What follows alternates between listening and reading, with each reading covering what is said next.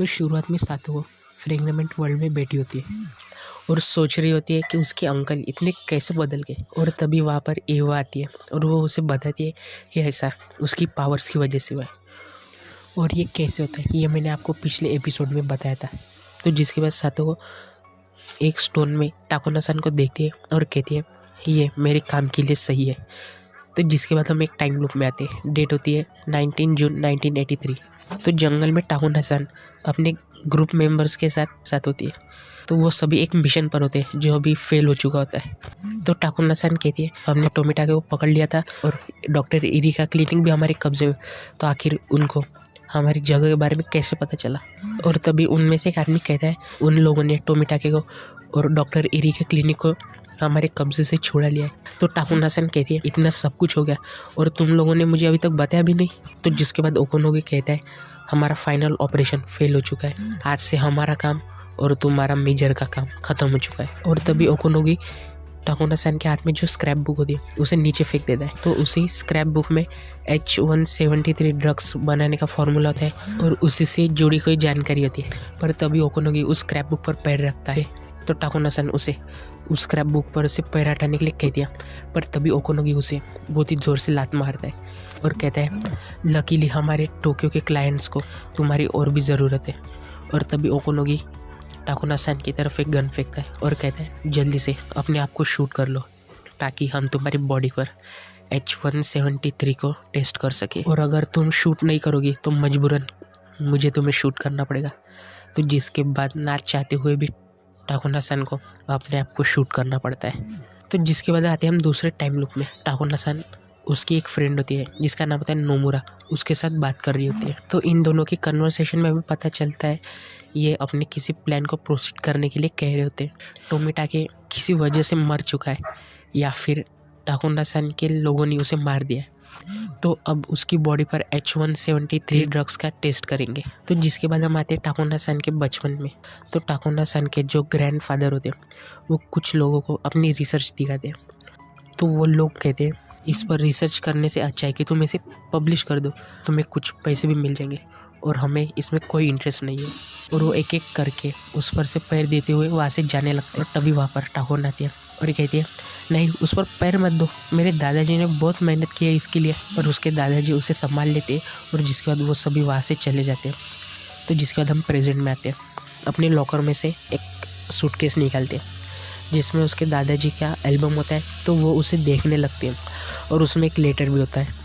तो जिसके बाद हम देखते हैं कि डॉक्टर इरी के क्लिनिक में सातो और रिका-चैन आए होते हैं अपने चेकअप के लिए। तो सातो का चेकअप टाकोना-सान करती है।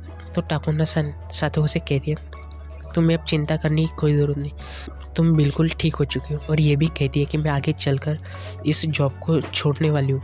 तो जिसके बाद हम टाकोना-सान को उसके दादाजी का लेटर पढ़ते हुए देखते हैं जिसमें लिखा होता है इस डिसीज़ का मेरे दिमाग पर असर होने से पहले कौन सा डिसीज़ H173 आपको पता ही है।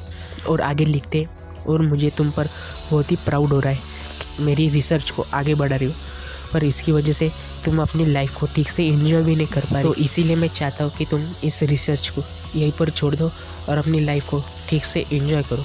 तो इस रिसर्च के चलते टाकोना-सान अपनी जॉब को छोड़ने के बारे में सोच रही होती है। तो जिसके बाद प्रेजेंट में टाकोना-सान सातो से कहती है मैं अभी अपनी जॉब छोड़ने के बारे में श्योर नहीं, मैं ये फिर कभी सोच कर करूँगी। तो जिसके बाद हम देखते वातानाकाशी फेस्टिवल में सभी मिलकर रिका-चैन का परफॉर्मेंस देख रहे होते हैं।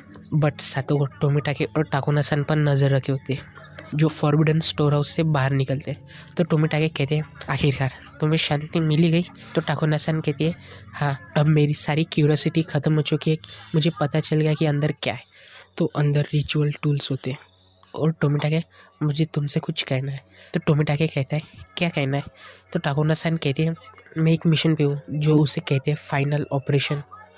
और उनकी बातें सातो वो चुपके से सुन रही होती है।